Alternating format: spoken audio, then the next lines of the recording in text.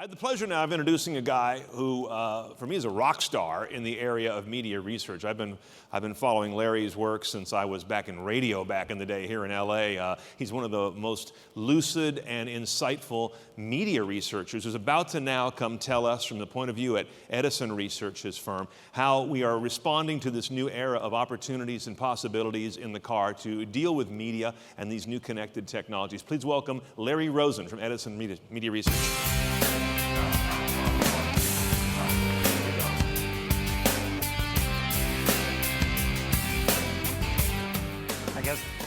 He's not happy that I'm here, huh? He's not barking at me? Well, good afternoon. Thank you for having me here.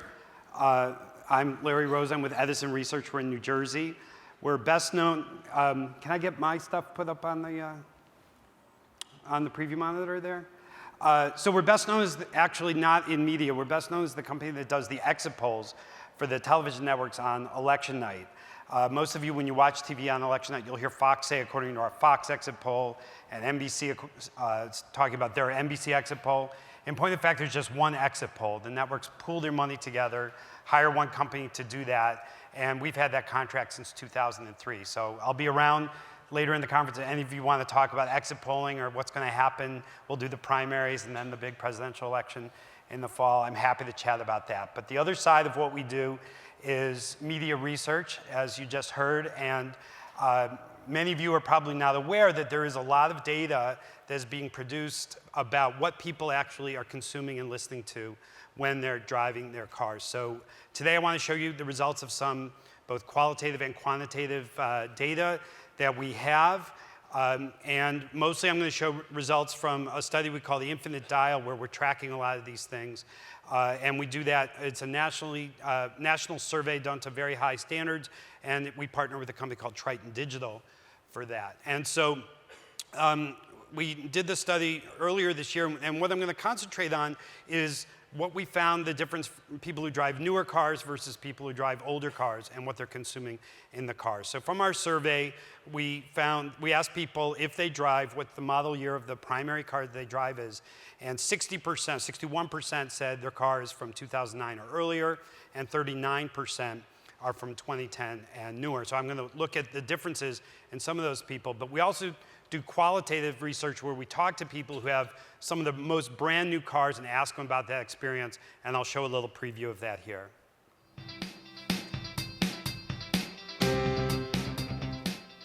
This is my 2013 Toyota Prius. It seems like this whole dashboard was a lot for me to get used to. It's called Entune, and when I turn it on, it connects to the car.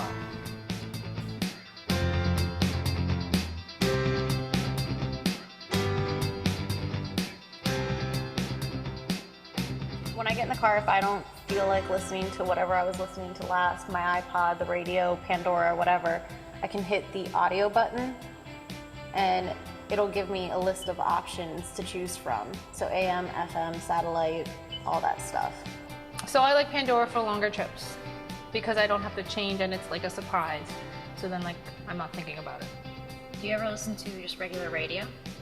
Yes, when Pandora annoys me, I will listen to my satellite radio. I try and use the stuff that I'm paying for now, like so satellite, like I paid for now or whatever.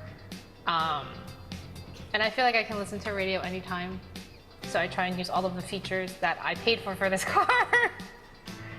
We have Sirius, so that's built in, AM, FM. We can put a CD in, but we don't really use a CD. We can also do Bluetooth stereo, where we'll connect on here. Let's see if I can. And then this doesn't have like Pandora or anything built in, and we actually like that because we use our phones more for everything we're going to do. So, for instance, like we use a service called RDIO, and with RDIO we can pretty much play anything we want just through the internet. Unless I'm like dying to hear a song, I don't play the internet radio through the dash. So that was the one user of RDIO. that we found, but they're about to lose their account, I suppose. So anyhow, let's look at, we asked people just what do you use in your car with regard to audio? And one thing that was really interesting was that with regard to broadcast radio or AM/FM radio, we actually saw the exact same number among both groups. 85% in both cases said that they use broadcast radio at least some of the times they're in their car. But when we looked at some other things, they started to show differences. So the CD player, ever use that in your car? The old people with older cars were a little more likely. And still, though, a lot of people are using their CD players in their car, even though most of us think of that as a completely outdated technology. Big difference in terms of people saying that they're using an iPod or smartphone to listen to in the car, with over half of people in the newer cars and just a third of people with older cars.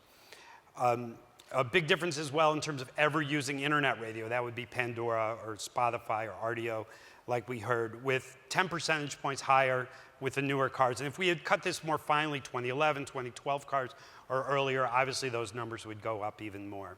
And finally, the big difference is actually with regard to Sirius XM. So you see people are more than 3 times more likely to say they use Sirius XM if they have a newer car than if they have an older car. And of course, that makes total sense, is that it's taken time for Sirius XM to be baked in to almost every model that has been out there since 2010 or forward. So we also asked people about frequency of using these various things. And so this is how many people said they use these kinds of things almost all or most of the times they're in their car. And here we see clear differences. Broadcast radio, 60%, just under 60% of people with older cars say they use AM/FM radio all or most of the times they're in their car, but just under half of people with newer cars say they use radio all or most of the time. CD player, again, higher for the older cars. Using their iPod or smartphone, much higher for people with newer cars.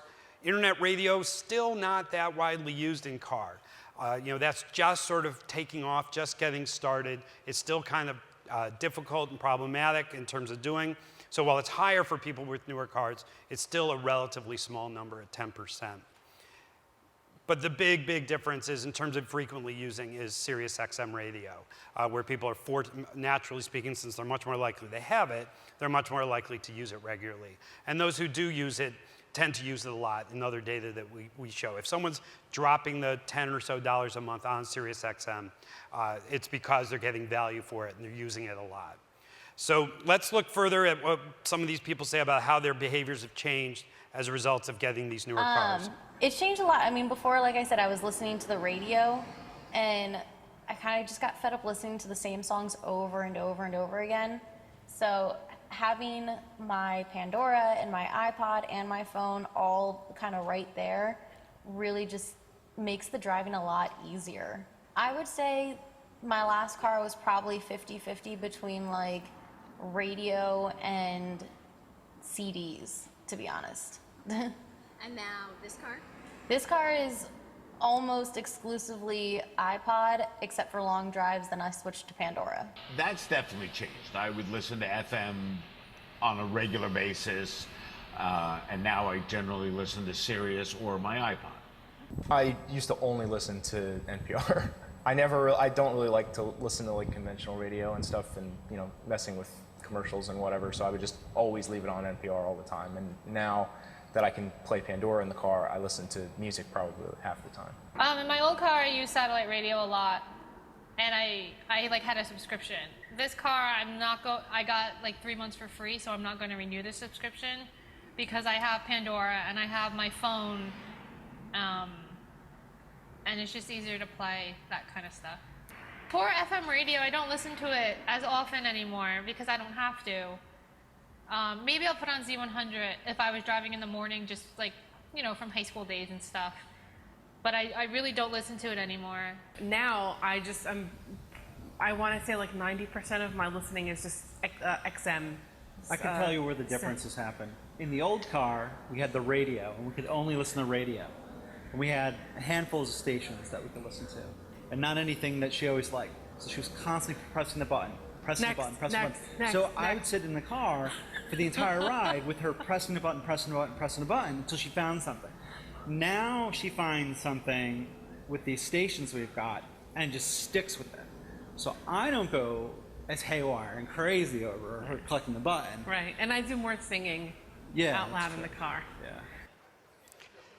So you get the real sense that these people who get the newer cars, they show this attitude of, I was sort of trapped with my options, and now I have so many more options.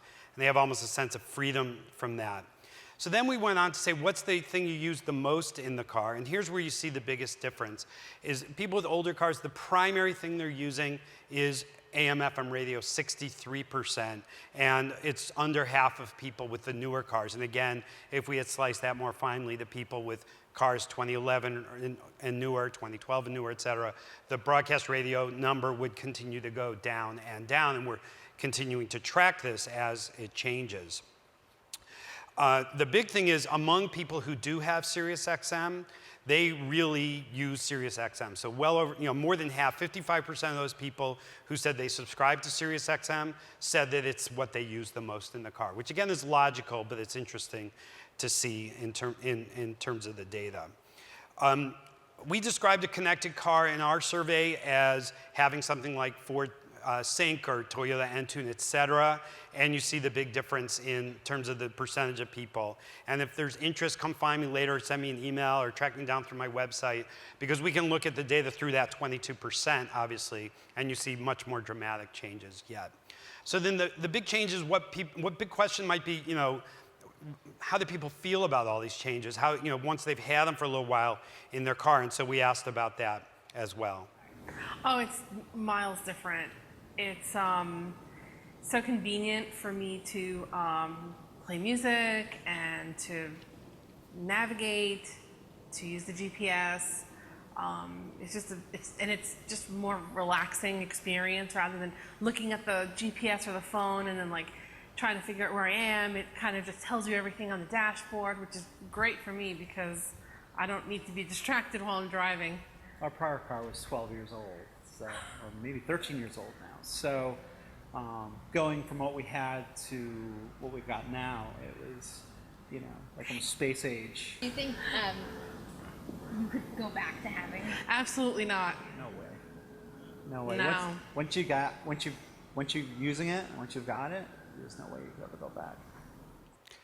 And that was one of the major themes that we find in all our research, is that question of, would you go, now that you have it, would you ever go back? And you heard them say that their car was 13 years old. And I'm not telling you guys anything you don't know, that the average car out there, when people are getting a new car, that older car is 11 or 12 or 13 years old. And they describe, and you heard that couple describing the feeling, and I sort of analogize it to this kind of feeling. It's as if they were living in a black and white world, and all of a sudden they walk into a technicolor reality when they get these new cars. And if you look on Dorothy's face, that's sort of what their faces look like when they're describing this new car experience and this new audio options in their car. Toto, I have a feeling we're not in Kansas anymore.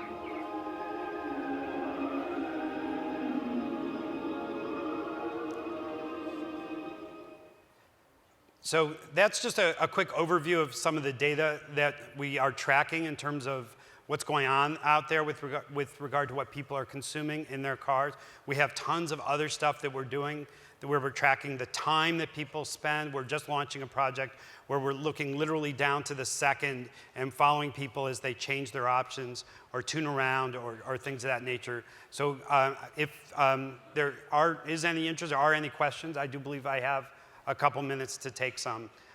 Like I say, we're tracking lots of data about what people are doing, so I'm happy to entertain any that you might have. Even the dog fell asleep. All right, no questions? All right, well, terrific. We'll catch back up on the timing. Thanks for your time.